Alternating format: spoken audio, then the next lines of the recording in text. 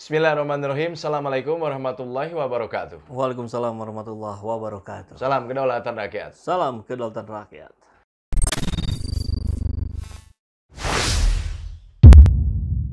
Harga minyak beberapa pekan terakhir ya dunia ya itu mengalami penurunan, Kang. Oke. Dan sekarang ini harga minyak dunia ambruk terendah dalam 3 bulan terakhir. Tapi logika berpikirnya kalau harga minyak dunia turun, berarti kan harga di dalam negeri harusnya ikut turun. Turun. Saya jadi bingung soalnya naik ini. Ya gitu, Kang. Jadi ketika harga dunia naik, harga BBM di dalam negeri harus menyesuaikan dengan harga dunia. Jadi ikut naik. Ya. Nah, sekarang kalau harga minyak dunia turun, harga BBM di dalam negeri harus tetap naik. Karena Pertamina-nya punya utang banyak. Ini mah logika rakyat aja ya kan? Iya. Atau ini sebuah pertanyaan, apakah begitu Ibu Direktris gitu kan, dengan kekehnya bilang bahwa Pertalite itu kalau di luar negeri harganya, kalau di negara-negara luar umumnya di angka 17.200 katanya. Di kita berapa, Kang? 7.650 Iya. ya. Itu selisihnya jauh lebih besar. Ya kita jawab, kita mah nggak masalah. Pertalite 17.000 pun nggak masalah. UMK naikin jadi 10 juta. Kan gitu. Jadi janganlah logika-logika ini dipermainkan gitu. Ketika harga dunia naik, dasarnya pakai harga dunia. Ketika sekarang harga dunia turun, minyak di internasional, ini kok tetap naik? Nggak, bingung kita gitu. Gimana sih cara membacanya gitu? Harusnya kan turun lah ya. Iya, harusnya turun dong. Jadi harga BBM di dalam negeri ya naik turun gitu ya. Ini aja perbandingannya. Nah, saya kira nggak tahu nih di Rut Pertamina tuh dia kan milih-milih aja biar mencari pembenaran agar BBM naik. Yang terdekat dong Malaysia. Itu yang setara Pertamax, harganya di bawah harga Pertalite kita. Iya. Kok Anda tidak membahas itu gitu? Kan aneh jadinya gitu. Ini ada foto yang lucu ini, Kang.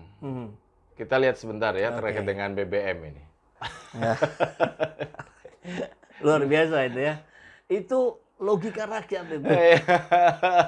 Lucu ya. Pemerintah stop subsidi agar rakyat mandiri kan begitu. Ya dibalik ya kan. Ya udah rakyat stop bayar pajak supaya pemerintah mandiri. Itu saya kira menohok sangat tajam itu. Pemerintah itu ada dan hidup karena adanya rakyat. Jadi pemerintah, penguasa ini bisa makan enak, makan di restoran mewah, tidur di hotel bintang 5, itu karena uang rakyat juga, gitu. Uang kita-kita. Gitu. Yeah. Tapi kemudian ketika akan memberikan kebijakan menggunakan logika yang ngaco tadi gitu kan. Akhirnya kan kita juga bisa berpikir balik gitu. Dasar-dasar bahwa negara yang sehat itu katanya negara yang sudah tidak mensubsidi rakyatnya. Jadi kan berarti apa, mandiri tadi. Mandiri. Artinya subsidi itu adalah bukti kegagalan negara dalam mensejahterakan rakyatnya. Kuncinya di situ. Gitu. Kalau saya sih mempertanyakan keseriusan dalam hal ini berarti kan Pertamina ya Kang ya. Iya. Keseriusan Pertamina dalam menjaga harga atau membenahi lah. Kenapa saya mempertanyakan dengan kondisi seperti sekarang, gaji petinggi-petinggi masih kalau orang Sunda bilang baradag, besar-besar gitu loh. Yeah. Mestinya kan ada program efisiensi gitu, kayak di swasta misalkan lagi COVID ya. Ya udah ada pengurangan atau penurunan potong gaji dan sebagainya. Kan mestinya BUMN itu pun melakukan hal yang sama gitu loh. BUMN itu badan usaha. Badan usaha itu tugasnya mencari profit. Tapi yang ada kok maka terus hutangnya bertambah. Termasuk Pertamina. Bahkan saya belum lihat datanya secara spesifik, tapi banyak pakar bilang justru di era komisarisnya Ahok, Pertamina ini makin merugi. Kan ini jadi pertanyaan bagaimana manajemen seorang Ahok sebagai komisaris dan ibu direktur gitu yang memanage persoalan-persoalan BBM di Indonesia gitu. Kalau tidak sanggup kan mundur saja. Gitu. Di petinggi-petinggi misalkan sebagai direktur utama perusahaan BUMN itu lebih kental nuansa profesionalismenya atau lebih kental nuansa politisnya kan?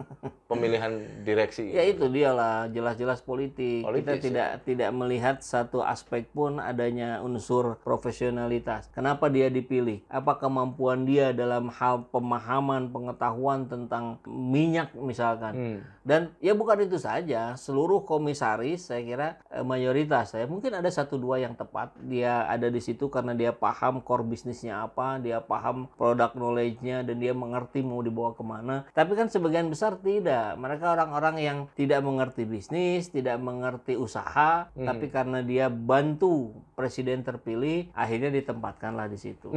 Kan cara-cara begini yang harus dihentikan. Saya kira pemimpin nanti, Pak Anies Baswedan misalkan terpilih, insya Allah, amin, itu harus mampu menjaga, Pak. Jangan sampai seperti sekarang, hantam kromo saja, siapa yang paling berjasa, dia yang dapat komisaris perusahaan paling besar, gitu, dengan gaji yang paling besar.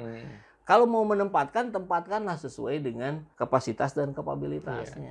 Harusnya kan BUMN itu diisi oleh orang-orang yang mengerti bisnis 100% ya. Betul. Bukan politik bisnis untuk menghasilkan bisnis politik. Menarik tuh, politik bisnis untuk menghasilkan bisnis politik. Ya, politik jadinya dibisniskan. Kacau. Kita beralih ke informasi berikutnya, Kang. Ini selingan saja beritanya. Jadi ada berita, tenda disapu angin kencang, lomba lukis wajah Puan Maharani di Solo dibatalkan. Waduh, tanda alam ini. Kan tanda alam yang sebelumnya itu, Kang, ketika Pak Anies pesen sapi kurban, itu 024 tuh. Kodenya 024 itu. Jadi ini kode yang berikutnya, alam tidak menerima Puan.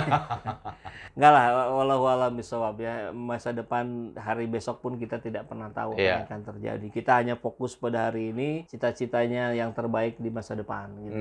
Ini sih panitianya aja yang kurang cermat melihat memilih tempat acaranya. Atau mungkin nggak ada Mbak Rara di situ. Kan? Oh, harusnya ada Rara dong. Iya, salah dia.